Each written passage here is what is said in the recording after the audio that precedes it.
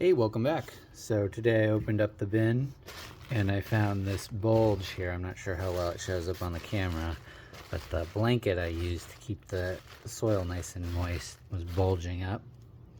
Without having taken a look at it, I'm pretty sure it's a bunch of big patch of seedlings coming up, but let's open it up and see what we got.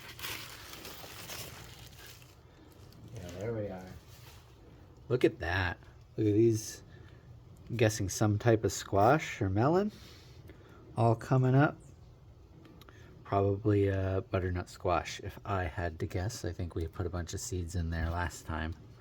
So we got all these new little seedlings for the wormies to munch on. Yeah, here's one with the seed still on. I think that's a butternut squash seed. Okay, let's get on to our normal procedure. You can see a bunch of fresh castings here, which I always love to see that. As a reminder, this is like a flow through worm bin, which all that means is I feed over here and always over here. So the worms gather over here, and every week I move a little bit over. And so I have a bunch of finished castings that the worms don't like to hang out in over here, which makes it very easy to just pull some of this out and add it to my garden, which let's do that in fact. So we got a bunch of finished stuff. You can just add it really easily. And I got a bunch of really good nutrients for my garden. I'm not depopulating my worm bin. It's just finished castings.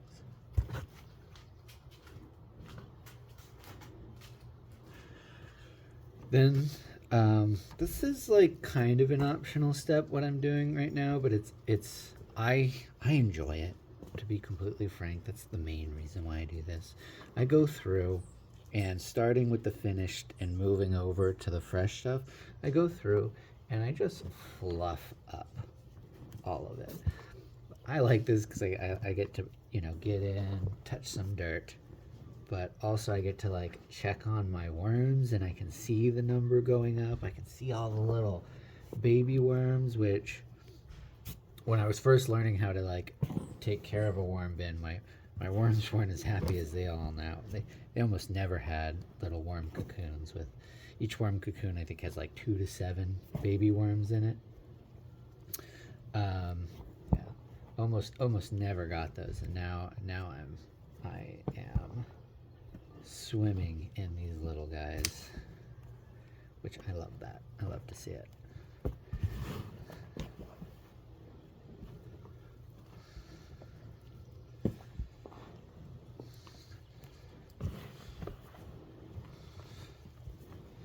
The only other thing I'm doing while I'm doing here, if I see like a chunk of potato or something that hasn't been all the way eaten, I'll throw it off to the right where the fresh food is, just so it stays over there.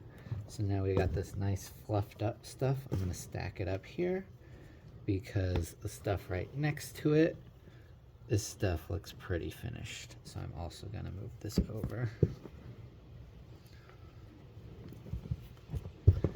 That way I've got more room to put in the new material today. The other reason why fluffing it up like this helps, if you really want to justify it to yourself, is that it gets oxygen all the way down into the bottom of the bin. The worms eat the bacteria, and the yummies and the bacteria that smells like a fresh forest floor right after rain. That all that bacteria needs oxygen to thrive. There's a type of bacteria that doesn't need oxygen to thrive, and we basically associate that cell with a sewer. So it smells much less nice in here if there's not enough oxygen getting down to the bacteria that breaks down the scraps, and then the worms, will eat the bacteria. So I'm just breaking up all the clumps, getting oxygen in it, looks like this one's not quite done. So any big clumps of food, throw it over to the right so it can be processed a little more. Look, a little baby worm ball here. It's fun. And I just like touching my worm and, you know, just seeing how they're doing, checking out.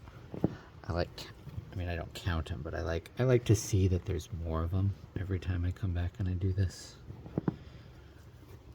Okay, so here, now we're getting to where we fed last time. So these are the money shots here. See if we can find, I mean, it's just where all the food is. That's where all the worms are.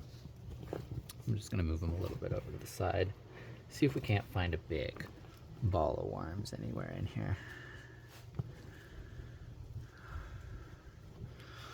I'm being a little bit more careful. I don't want to hurt any worms as I'm going through here. And then one other thing that I can do kind of as I'm going through here and feeling this, so I can kind of check the moisture level. And I added a lot of cardboard last time because it was kind of moist, like a kind of moist. And now because I added, especially over here where I added all the cardboard, it's feeling, you know, a little bit dry. So I'm gonna move the cardboard over. I add a normal amount of cardboard because I think now that I'm moving this over a little bit, it should dry some more stuff out.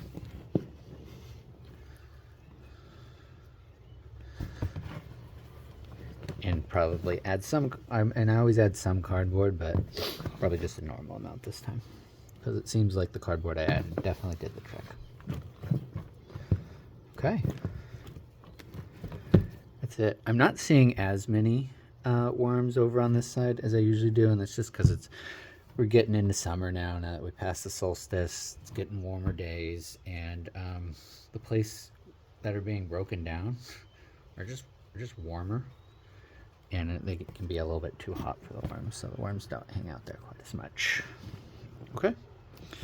All right, I lay down some of the existing from last week's stuff here on the bottom.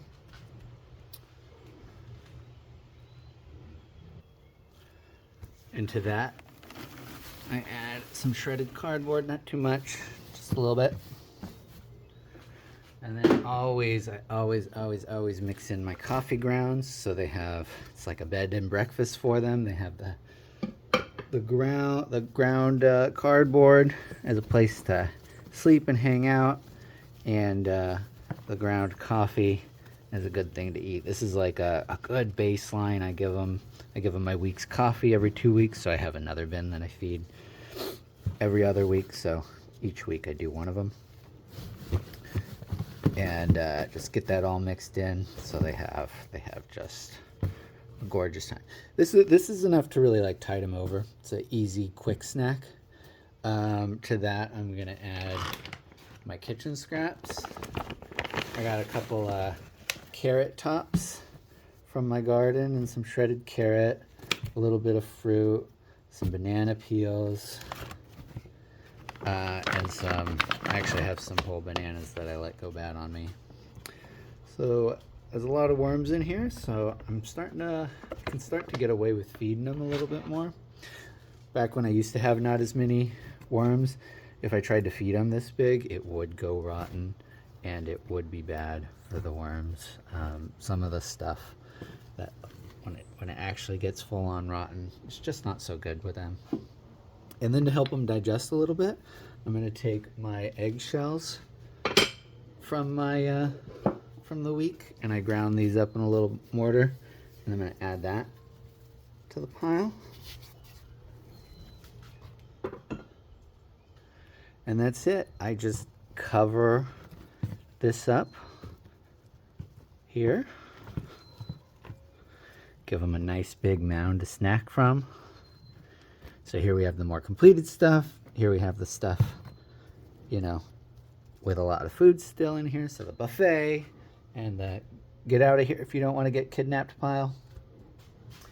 And then the last thing we do to like help move them out of here, so I stack it up here so there's a little bit more surface area, and I don't cover it up with this. So this will dry out much faster. And the worms, they really don't like being too dry. So that's the last way I discourage them to get out of here. So when I do go to harvest, I don't take any worms with me. All right, that's it.